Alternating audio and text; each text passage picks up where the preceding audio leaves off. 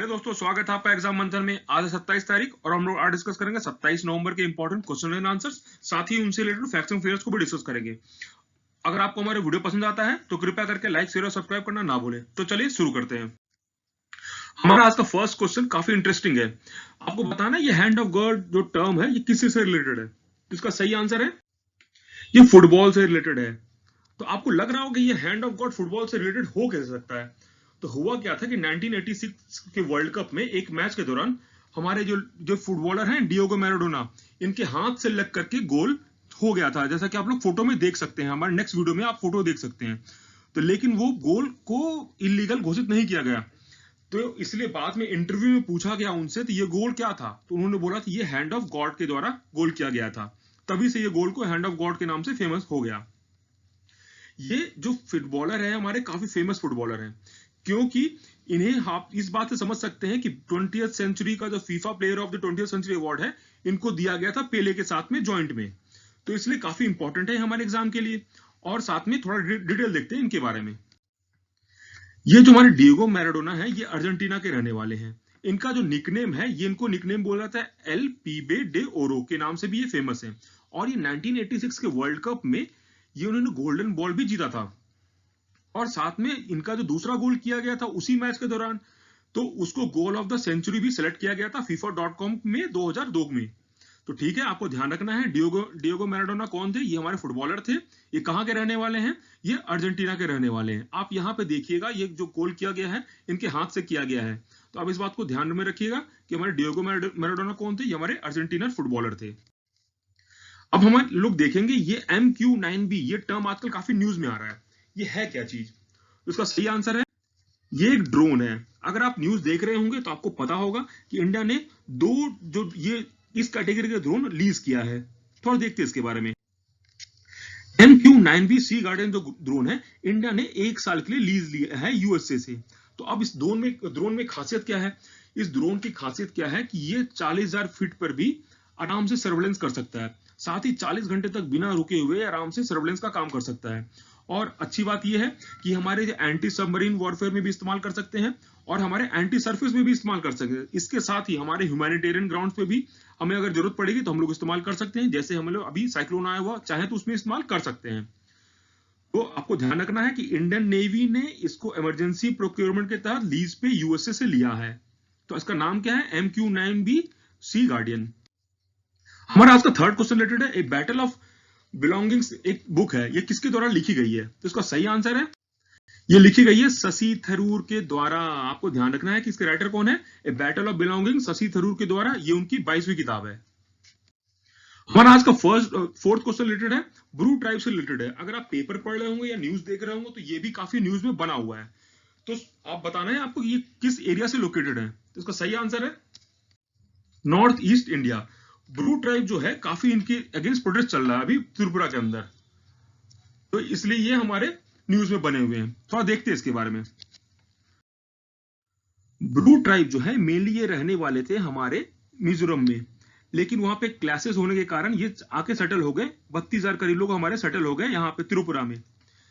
तो अभी क्या हुआ, गवर्नमेंट का एक एग्रीमेंट साइन हुआ है जिसके तहत हमारे 32,000 जो फैमिलीज हैं इनको सेटलमेंट किया जाएगा त्रिपुरा के अंदर। त्रिपुरा का मैप में देखिए ये रहा, त्रिपुरा कैपिटल हुआ अगरतला। तो लेकिन वहां के जो लोकल्स हैं बंगालीज हो गए और मिजोज हो गए, वो प्रोटेस्ट कर रहे हैं कि इनको यहाँ पे इतने अमाउंट में सेटलमेंट ना करने दिया जाए। इससे क्या होगा कि उनकी डेमोग्राफिक जो है वो चेंज हो जाएगी, इसलिए वो प्रोटेस्ट कर रहे हैं। तो आपको ध्यान क्या रखना है कि ब्रू ट्राइब कहाँ की है, कि मेनली हमारे रिलेटेड है हमारा त्रिपुरा और मिजोरम से रिलेटेड है। तो आपको इस बात का ध्यान रखना है। अभी जो है एक लोक विरासत अभी आप न्यूज में देख रहे होंगे, तो ये है क्या चीज। लोक विरासत एक हमारी फेस्टिवल है फिल्म्स पे, जो है फोक आर्ट और पेंटिंग्स पे। तो ये किसके द्वारा किया जा रहा है, ये हमारे फिल्म डिवीजन के द्वारा किया जा रहा है।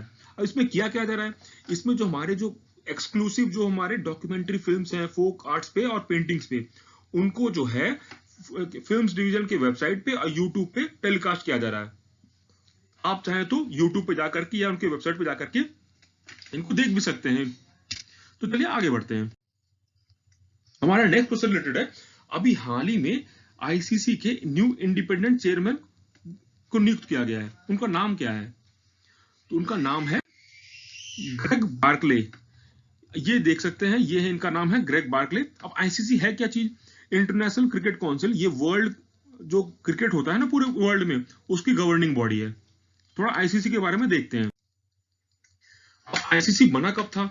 आईसीसी हमारा बना था 1909 में 3 कंट्री के द्वारा, ऑस्ट्रेलिया, इंग्लैंड और साउथ अफ्रीका में। इसके जो करंट नाम है ये इसको मिला था 1989 में। अब हम लोग देखेंगे आईसीसी करती क्या है। आईसीसी जो हमारे जितने वर्ल्ड कप हैं, जैसे कि क्रिकेट वर्ल्ड कप हो गया, वुमेन्स क्रिकेट वर्ल्ड कप हो गया, आईसीसी टी20 वर्ल्ड कप हो गया, आईसीसी वुमेन्स टी20 वर्ल्ड कप हो गया और अंडर 19 क्रिकेट वर्ल्ड कप हो गया, ये सभी को ऑर्गेनाइज करती है। ये हमारे जो कोई भी बायलैटरल सीरीज होता है ना, उस पे इसका कोई कंट्रोल नहीं है। ठीक है, आपको ध्यान रखना है कि इसमें बायलैटरल जो सीरीज में इसका कोई भी कंट्रोल नहीं होता है। ये हमारा जो है, और साथ में इंपॉर्टेंट बात ये है कि हमारे जो कोई भी लॉ जो बनते हैं गेम्स के, उसमें भी इसका कोई काम नहीं है। वो हमारा किया जाता है governance of the Marylebone cricket club से, वो गवर्न किया जाता है। अब आईसीसी की हेडक्वार्टर कहाँ है? इसकी हेडक्वार्टर है दुबई में, दुबई यूएई में इसकी हेडक्वार्टर है। तो चलिए आगे बढ़ते हैं। अभी हाल ही में किसी कंट्री ने क्या किया है, एक लॉ पास किया है जिसके तहत सैनिटरी पैड्स और टैम्पून फ्री ऑफ कॉस्ट दिए जाएंगे जिनको जरूरतमंदों को। तो उसका कंट्री का नाम है स्कॉटलैंड। स्कॉटलैंड की कैपिटल क्या है? एडिनबर्ग। आप इसे मैप में देख सकते हैं। तो यहाँ पे भी लॉ पास किया गया है जिसके तहत जो जरूरतमंदों को सैनिटरी पैड्स और टैम्पून फ्री ऑफ कॉस्ट में दिया जाएगा। इससे क्या होगा? हमें स्टिग्मा को खत्म करना है, साथ ही जेंडर जो बैरियर्स हैं उनको भी कम करना है, साथ ही जो होमलेस पीपल हो गए या जिनको जरूरत है, जिनको पैसे नहीं है, उनको भी ये आराम से फ्री ऑफ कॉस्ट दिया जाएगा। चलिए आगे बढ़ते हैं। हमारा नेक्स्ट क्वेश्चन रिलेटेड है भूटान से रिलेटेड है। आपको बताना है भूटान के साथ कौन सी स्टेट्स हमारी नेबरिंग स्टेट्स नहीं है। तो इसका सही आंसर है बिहार। तो अब ये न्यूज में क्यों था? अभी न्यूज में इसलिए है क्योंकि भूटान के अंदर भी न्यूज में आया था कि चाइना ने एक विलेज को एस्टेब्लिश किया है, इसलिए ये न्यूज में था। वहां के एक जो न्यूज एजेंसी थी उसको ट्वीट किया था, इसलिए ये काफी कंट्रोवर्सी क्रिएट हो गया था। अब हम लोग देखेंगे थोड़ा कौन कौन से स्टेट उसके नेबरिंग स्टेट्स हैं भूटान के। तो भूटान के नेबरिंग स्टेट्स हमारे अरुणाचल प्रदेश है ईस्ट में, सिक्किम हमारा वेस्ट में, और हमारा असम और वेस्ट बंगाल है साउथ में। तो आपको इस बात का ध्यान रखना है कि 4 जो नेबरिंग स्टेट्स है हमारे भूटान की, वो है अरुणाचल प्रदेश, सिक्किम, असम और वेस्ट बंगाल। तो आगे बढ़ते हैं। अब भूटान के बारे में थोड़ा देखते हैं। तो भूटान की कैपिटल क्या हुई? भूटान की कैपिटल हुई थिम्पू। भूटान की करेंसी क्या हुई? भूटान की करेंसी हुई भूटानीज नगलट्रम हुई। अब भूटान, क्या आपको पता है कि भूटान हमारा जो वर्ल्ड में एकमात्र कंट्री है, फर्स्ट कंट्री है जिसमें कि कॉन्स्टिट्यूशनल ऑब्लिगेशन है एनवायरमेंट को प्रोटेक्ट करने के लिए, और साथ ही यहाँ पे लॉ है कि उसके तहत कम से कम 60% ऑफ द जो एरिया है भूटान का, उसको फॉरेस्ट कवर के तहत रखना है। और साथ ही ये बात भी काफी इंटरेस्टिंग है कि हमारा वर्ल्ड का फर्स्ट कंट्री है जो कि टोबैको को पूरी तरीके से बैन किया था, और साथ ही पब्लिक प्लेस पे स्मोकिंग को बैन करने वाला फर्स्ट कंट्री है। और साथ ही न्यूज में भी क्यों था कि भूटान की अभी जो क्वीन मदर है ग्यालोम सेंगे चोडन वांगचुक, इनको भी दिया गया है United nation population award in the individual category for 2020। ठीक है, आपको ध्यान रखना है इनका नाम कि ग्यालोम सेंगे का आपको नाम ध्यान में रखना। इनकी एनजीओ का नाम क्या था? एनजीओ का नाम था रिन्यू। उसका फुल फॉर्म क्या है? Respect, educate, nurture and empower women. तो चलिए आगे बढ़ते हैं। अभी जो है national portal for transgender persons, ये किस मिनिस्ट्री के द्वारा चालू किया गया है? अगर आपने हमारा कल का वीडियो देखा होगा तो आप इस क्वेश्चन को आराम से सॉल्व कर सकते हैं। इसका सही आंसर है ministry of social justice and empowerment. तो थोड़ा देखते हैं इसके बारे में। अभी कल हाल ही में क्या हुआ है कि जो हमारी जो मिनिस्ट्री ऑफ सोशल जस्टिस और एम्पावरमेंट है, इन्होंने एक साथ ही लॉन्च किया था गरिमा ग्रह और national portal for transgender persons. तो गरिमा ग्रह के बारे में हमने कल ऑलरेडी डिस्कस कर लिया था। तो हम लोग देखेंगे national portal for transgender persons. तो इसके तहत क्या किया गया है कि अब जो है, जो हमारे ट्रांसजेंडर पर्सन है उनको सर्टिफिकेट चाहिए होगा ट्रांसजेंडर का, और आई कार्ड चाहिए होगा, जो कि अब जरूरी है। ये जो एक्ट है हमारा ट्रांसजेंडर पर्सन एक्ट 2019, अब उनको आई कार्ड के लिए सर्टिफिकेट चाहिए होगा। आई कार्ड के लिए अब उनको ऑनलाइन अप्लाई कर सकते हैं और उनको कहीं जाने की जरूरत नहीं है।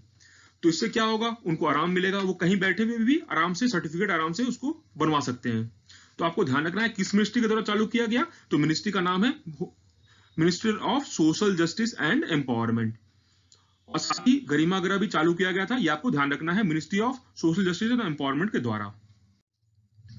हमारा आज का लास्ट क्वेश्चन है, मास्क बैंक जो है किस अभी कहां पे किस स्टेट में चालू किया गया है?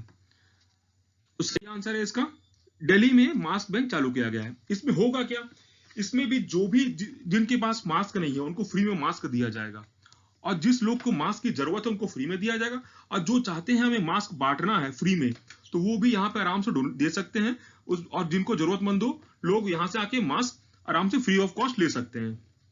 क्योंकि दिल्ली में अभी क्या किया गया तो 2000 का पेनल्टी लगा दिया गया अगर आप मास्क नहीं पहनेंगे तो।